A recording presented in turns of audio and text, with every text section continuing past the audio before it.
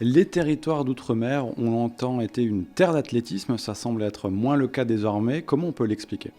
Alors c'est effectivement moins le cas, peut-être pas trop dans les équipes de France jeunes, mais en tout cas c'est clair qu'on récupère moins de pépites. Alors ça vient du fait qu'il y a plus de concurrence, le cyclisme par exemple dans les Antilles, et puis que sur place, eh bien, l'organisation n'est pas adéquate, ou en tout cas on n'a pas réussi à bien travailler avec ces territoires pour qu'ils continuent de produire en athlétisme. Est-ce que vous avez des pistes justement à proposer pour relancer ces territoires? Alors déjà, c'est indispensable, hein. Ces territoires d'outre-mer, c'est une vraie richesse, il y a un énorme potentiel. Nous, on pense qu'il faut d'abord travailler avec eux. Ce n'est pas l'Hexagone qui va décider d'une solution à mettre en place. Il faut arriver avec eux à associer toutes les structures qui peuvent aller dans cette direction. Les clubs, évidemment, mais également les collectivités. On doit pouvoir sur place former des athlètes, des entraîneurs, des dirigeants, des formateurs pour créer une véritable dynamique. Ça, c'est le premier point.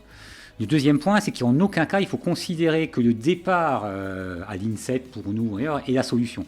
Non, non, non, la solution, c'est de rester le plus longtemps possible dans le territoire, donc d'arriver à accompagner ces jeunes-là pour qu'ils performent chez eux et surtout que ça diffuse. Ça, c'est vraiment très très important, donc forcément, créer une dynamique collective.